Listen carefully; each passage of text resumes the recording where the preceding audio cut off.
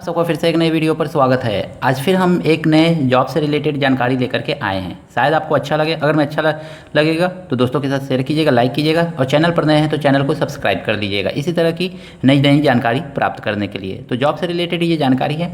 RRC ER railway apprentice various trade के लिए recruitment 2022 आपका आ चुका है।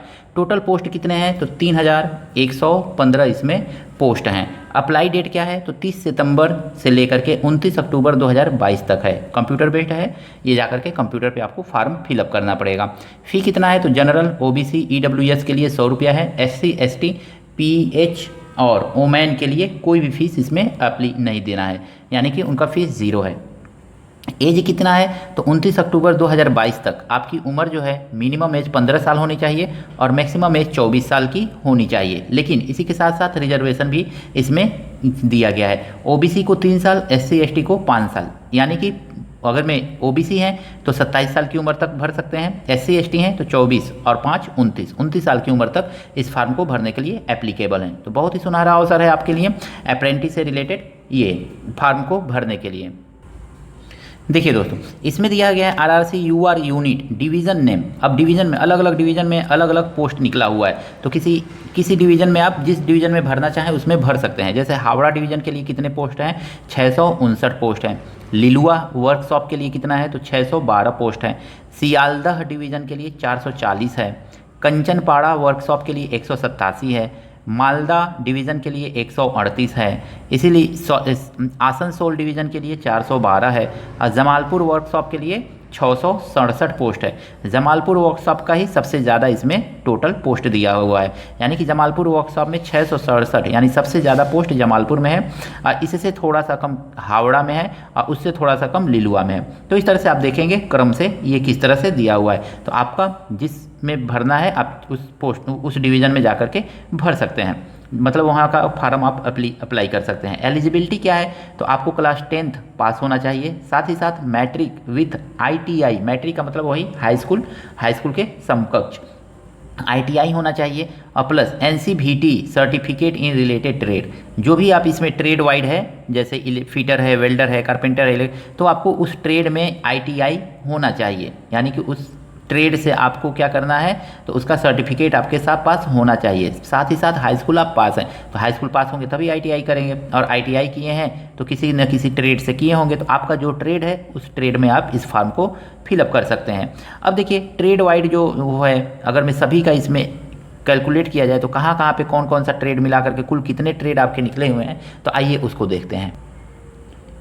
देखिए बच्चों, फिटर के लिए फीटर के लिए 1095 पद है, यानी कि आपने आईटीआई किया होगा तो फीटर किस ग्रेड से किया होगा, या वेल्डर ग्रेड से, या कारपेंटर ग्रेड से, या इसमें से मतलब किसी ग्रेड से आपने किया होगा आईटीआई। तो जब आईटीआई आप किए हैं प्लस एनसीवीटी किया है, सर्टिफिकेट है आपके पास उस ट्रेड का, तो फीटर ग्रेड के लिए है तो 1095, वेल्डर के लिए है तो 337, कारपेंटर के लिए 19, इलेक्ट्रीशियन के लिए अच्छा है 487 है, 487 है। तो इलेक्ट्रीशियन से बहुत बच्चे आईटीआई करते हैं तो उनके लिए भी अच्छा अवसर है। फीटर के लिए भी बहुत अच्छा अवसर है, सबसे ज़्यादा देखने को मिलता है। ये 1095 क्या है तो ऊपर जो हमने बताया है कि जो डिवीज़न है जहाँ जहाँ पे निकला हुआ है सभी डिवीज़न का मिला करके ये फीटर वाला है, ठीक है। वेल्डर वाला भी उसी तरह से है।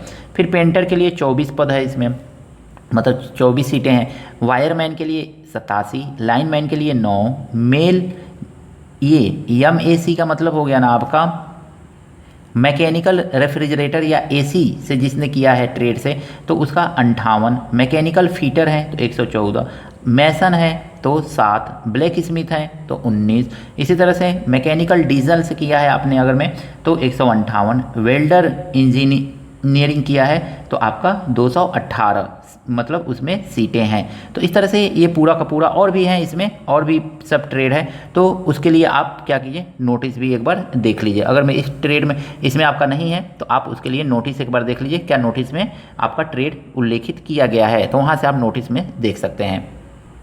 देखिए दोस्तों, सिलेक्शन प्रोसेस क्या है तो इसमें कोई एग्ज़ाम आपको देना नहीं है, इसमें एग्ज़ाम नहीं होता है, ठीक है। तो इसके लिए आपको एग्ज़ाम देने की ज़रूरत नहीं है, ये मेरिट बेस है। तो 10th का परसेंटेज प्लस आईटीआई का परसेंटेज आपको मिला करके अगर में आपका मेरिट लिस्ट बनता है तो आप इसमें सेलेक्ट हो जाएंगे, अदरवाइज आप का सिलेक्शन नहीं हो पाएगा। तो वही बच्चे जिनका मेरिट 70% से 70% के लगभग है वो इस फॉर्म को भर दें। अगर मैं जैसे 70% कैसे होगा, मान लीजिए कि आपने कितना पाया है, तो मान लीजिए कि 80% आपने पा लिया 10th में, 80% आपका 10th में है, और प्लस मान लीजिए कि आपने ITI में 70% आपका स्कोर है, तो 70 और इसको 2 से भाग दे दीजिए। तो इसको अगर मैं देखेंगे 7 7 14 1 15 150/2 आ जाएगा। 2 से भाग दीजिएगा, 2 7 14 2 5 10, तो 75%। यानी कि आप क्या कीजिएगा, अपना परसेंटेज हाई स्कूल का निकाल लीजिएगा। अगर मैं मान लीजिए 80 आ गया, सपोज हम एग्जाम्पल दे रहे हैं, और ITI का परसेंटेज निकाल लीजिएगा, 70% आ गया। दोनों को प्लस करके 2 से डिवाइड कर दीजिएगा। अगर मैं वो 70 के एवव आ रहा है या 70 के लगभग आ रहा है, तो आप इस फॉर्म को ज़रूर भर दीजिए। इसकी सैलरी क्या होती है, तो पे ग्रेड जो होता है, ग्रेड पे होता है 1800 रुपये है, जो मतलब कुल मिला जुला करके आपका 15 से 20 हज़ार रुपये आपको हर महीने मिलेगा। अब टाइम पीरियड कितना है इसका, तो ये क्या है, अप्रेंटिस है, तो 1 से 2 साल के लिए होता है। कहीं कहीं 1 साल के लिए, कहीं कहीं 2 साल के लिए, किसी किसी ट्रेड में 1 साल, किसी किसी ट्रेड में 2 साल के लिए होगा। अब इसका फ़ायदा क्या है आपका, तो देखिए इसका फ़ायदा ये है कि जो आपका group D, RRB group D का जो वैकेंसी निकला हुआ था इस समय, RRB ग्रुप डी का जो वैकेंसी निकला हुआ था, लगभग 1 लाख कुछ पद आपके निकले हुए थे। उसकी इस समय क्या चल रहा है, सिलेक्शन प्रोसेस चल रहा है, एग्ज़ाम चल रहा है। तो उसमें क्या किया जाता है, तो ये अगर मैं आपने अप्रेंटिस किया हुआ है तो 20% लोगों को इसमें से आरक्षण दिया जाता है। अगर मैं मान लीजिए कि 1 लाख वैकेंसी निकल रही है RRB ग्रुप डी में, तो आपको 20% आरक्षण का मतलब हो गया कि 20,000 सीटें आप लोगों के लिए क्या हो जाएगा, आरक्षित हो जाएगा।